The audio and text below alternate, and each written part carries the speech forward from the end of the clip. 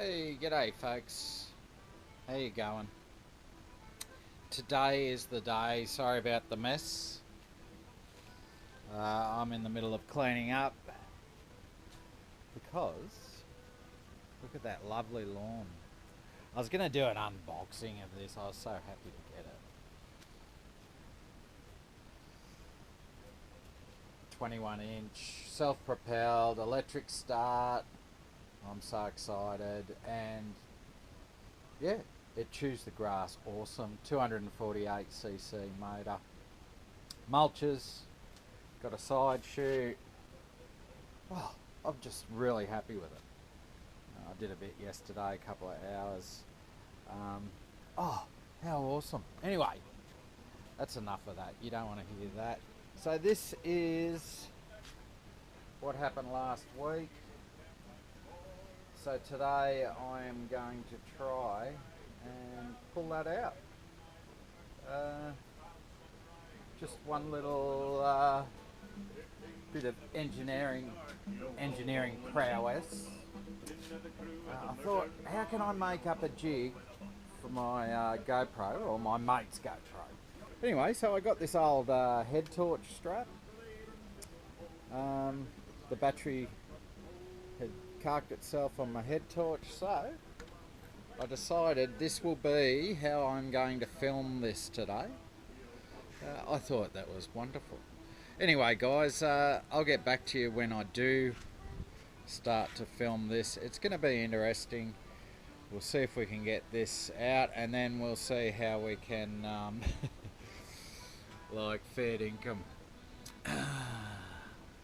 Anyway, like I said to a friend of mine, I think the crash bar is holding the plastic on, so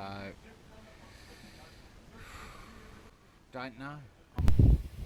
Okay, so as I've made it quite clear, I've got audio issues again. My idea today was to set up a microphone from the GoPro itself. The first time I've ever tried to do this, I thought I'll get a little bit professional with my productions. Guess what? A professional would have checked that the audio actually worked with a plug plugged in. So yeah, I've got chainsaws going next door. I've got a fan on me to keep me cool. There'll probably be some overt noises that won't be pleasurable, but hey, I'm working with what I got. So it's been like a fortnight since my last video. I've been reasonably busy. I got a promotion at work. I had meetings and a lot of stuff that challenges my mental health processes. So as you can see, my idea here is to anchor my bike to this lovely gum tree, which provided a stable mounting point, nice smooth bark on it so I don't scratch up my bike. I was going to use a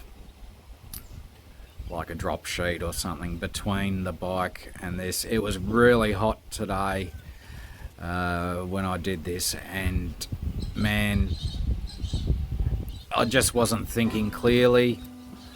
So what I've done is this video, or this process, took me over an hour to do. So what I've done is I've edited out all the bits that weren't relevant, all the bits where I made mistakes, all the bits that would be frustrating to my viewers. So what I've done is I've anchored onto the existing, the good crash bar, but down low where it's got quite a bit of strength. And I also anchored around to my Happy Trails pannier rack, which is as strong as a Mallee bull, and yeah, that bike is not going anywhere. Good old gum trees. Yeah. There goes my water pump. That's going to be noisy and give us troubles. That's what happens when you live in the country. You need a water pump. Yeah. Anyway, so I've decided to park the bike between two trees. I looked on the property and thinking, hey, there's a couple out on the council side of our property. Let's just go out there, and we maintain that area anyway. So isn't it funny how the council will charge you for maintenance and so forth, like in the way of council rates, but yeah, they don't have to maintain this nature strip out the front. We do. And anyway, that's enough of that. So what I'm doing now is, as you can see, yeah, I'm just having a go, seeing how it's going. And fair income, this pipe that they've used for this application, these crash bars, is so heavy duty. I was surprised it actually bent as far as it did, but the impact in the crash, like I said at the time, it was hard to appreciate how steep the hill is.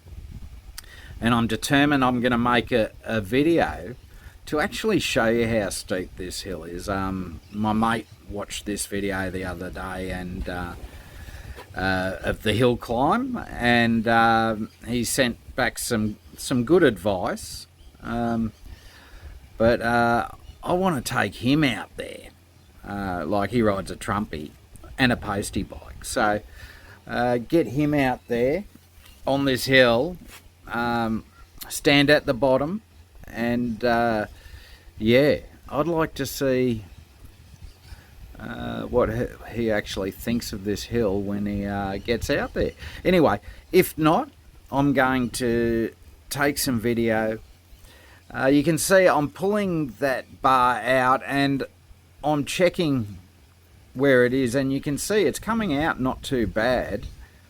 Unfortunately, I have to pull the bar forward because a lot of the damage was done down around where the bash plate was, where it's connected from one side to another. It's bolted onto the frame, and the impact was such, that's where most of the bending happened, was right down low. So what I have to do is take my time, do small increments at a time, don't get flustered. It is pretty long. You can see where I'm pointing down there, where the impact actually happened, and I'm just going from one side to another. I'm checking out. You can see it's sitting right back where this side is way forward. So I've got to work bit by bit, be patient, and yeah, I decided I did have a cold beer while I was doing this,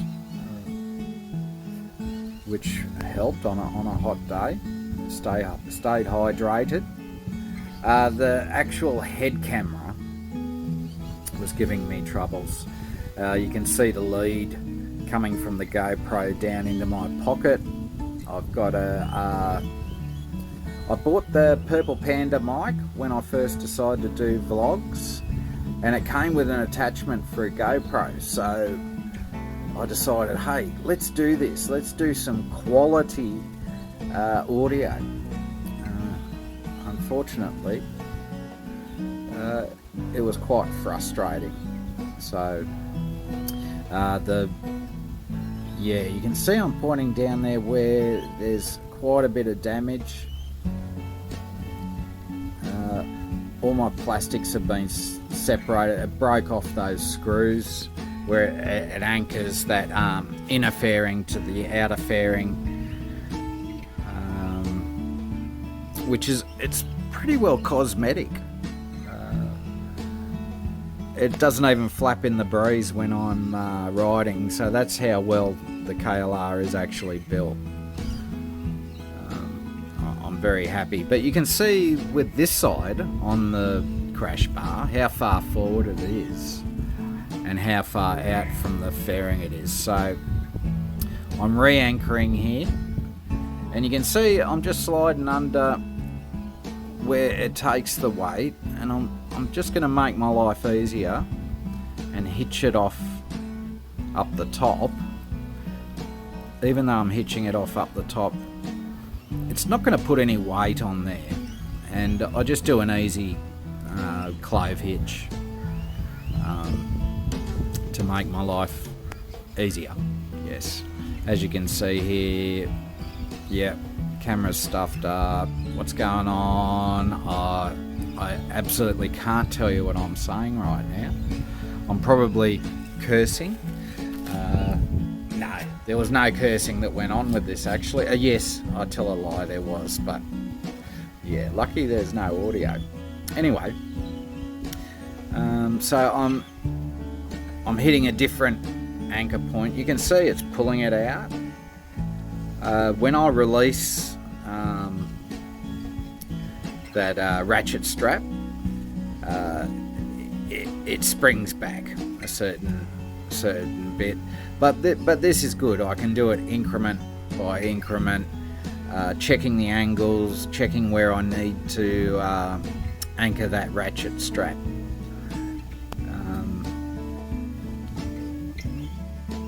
It's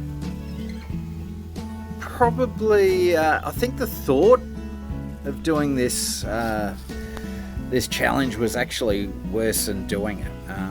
For the last couple of weeks, like I said, I've been really busy, and whenever I ride the bike, I've got a reminder my leg's resting against the crash bar, which is not supposed to be there. Anyway, it's all good. The angle of my camera, I do apologise. It's pretty dodgy, but hey, who said you can't make a silk purse out of a pig's ear? And all it takes is patience, effort, a few prayers, and some luck. Yeah. So I'm hooking up a different attachment point here.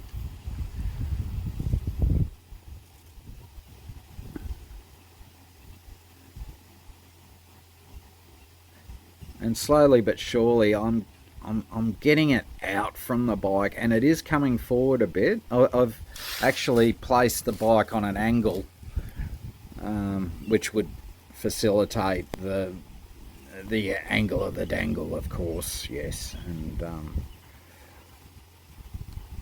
see here I'm guess what, I bent my ratchet strap. Well, or my ratchet off the strap, yes. So guess what, I'm going to rob Peter to pay Paul. Or have I already done that? Yes, I think I've already done that. Yeah, well, my original ratchet bent and broke within the first 20 minutes of this process. So here I've decided to move the bike on a different angle. So I've untied the bike, gone for a lap, and come back so I can pull the crash bar forward instead of out, if you get what I mean. So anteriorly versus laterally. Yep. So here I go again with one of my favourite knots, the old clove hitch. Anchor her to the tree. So the only problem here with this angle was when I did apply pressure, I've had to have a couple of goes at this. I actually sunk the shockies, the suspension. So I was working against the suspension here. I did move the bike a couple of times and found a happy place where the bike did not move. The suspension wasn't affected so much. But you can see my goal here is to pull the crash bar forward and hopefully take some of the twist out of the anchor points of the crash bars where yeah, so it's just patience, I guess. Do you really want to hear me rattle on? I guess I'm just narrating my effort. Oh, yep, pull against it, mate. You might be out. No. Pure force is not going to do it. I'm just looking at the damage down there done to the fairing. It actually bent a mounting point for the fairing. I'm very happy it's not a structural point for the frame itself, because it hit with so much force. It bent that mounting point, and I'm glad it's on the opposite side to the radiator. If it was on the same side of the radiator, I might have got away with it, but chances are I would have bent some of the plumbing. So you can see I'm pretty happy with the way I'm going. I'm checking it regularly.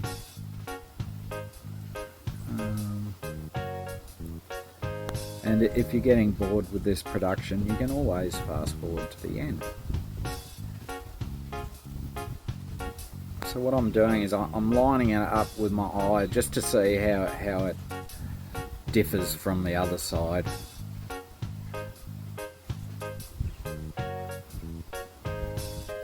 And by this time I'm starting to think this is good. I'm starting to get this under control. I'm starting to think I could do with a crowbar in here, because what had happened was the crash bar had become part of the bash plate. Actually from stock, because it's a different branded bash plate. I've got the SW Motec bash plate. So from stock, from day one, when I put the crash bar on, it actually, you can see I'm getting in there with the crowbar, doing a bit of this, bit of that, trying not to damage anything on the bike, but trying to get that crash bar away from the bash plate, as it does send a lot of vibration up to my right handlebar, my right hand, my throttle hand. So this was a good opportunity for me to get the crash bar away from the bash plate, which, hey, it's not perfect, but you know what, chances are I'm going to crash this old girl again, and you know, hopefully the next crash puts that crash bar exactly where it needs to be. Life has a tendency to sort things out for us. In fact, yesterday I was reminded of how much I savour adversity in my life sometimes. I'm not into conflict, but I found in life a negative or with trust, patience, prayer and meditation, most of the time a negative's always turned to a positive. So when negative things happen in my life, or a perceived negative thing, I rejoice in a way, because I know there's something good coming around the corner. Yeah, so I'm getting close here. You can see I'm doing some sensitive work, like a surgeon with a scalpel, inserting that crowbar. It's a flat bladed crowbar. And doing a bit of a council worker impression here. Getting there, Juddy. Quite happy with this, actually. Not such a bad thing. Here I go again. I'm doing a bit of a reverse technique here. Going in the back door.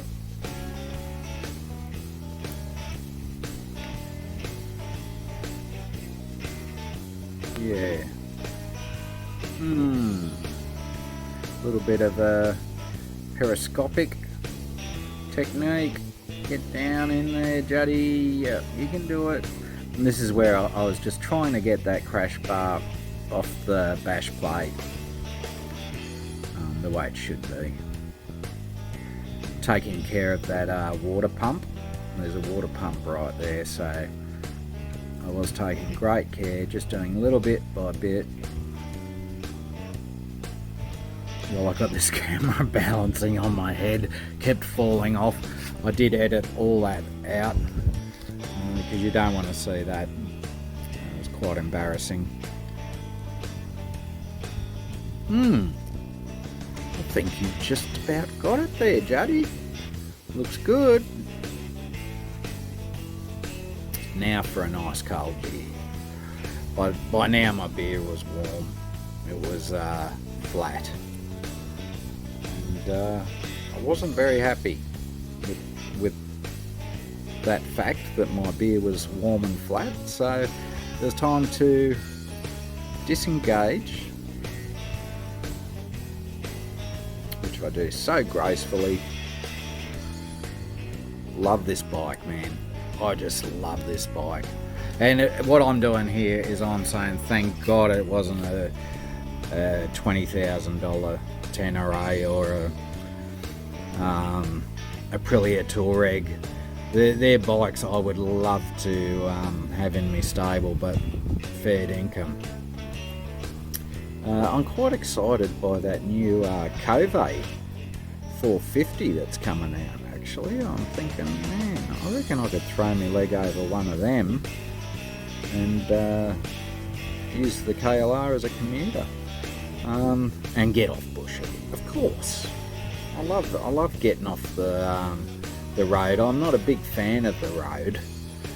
I'm not a big fan of drivers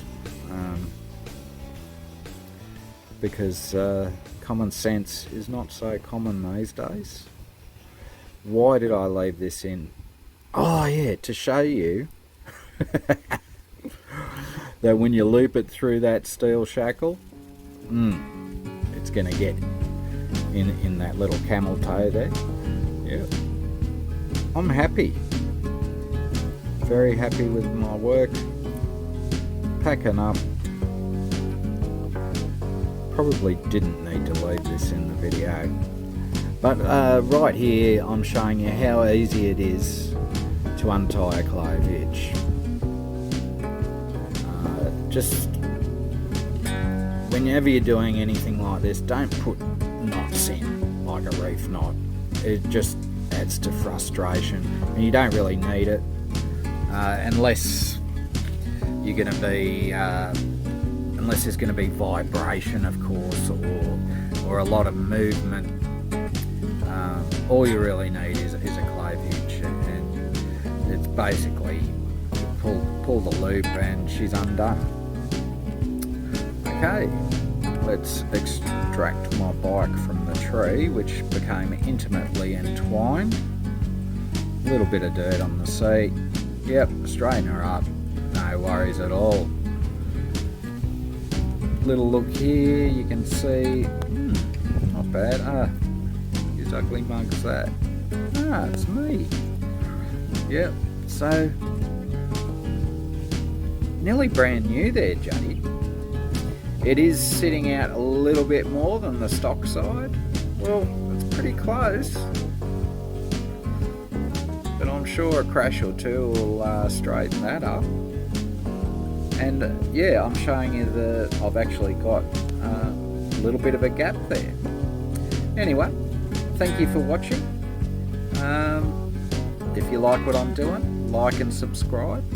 And I'll see you on the next one, guys. Thank you.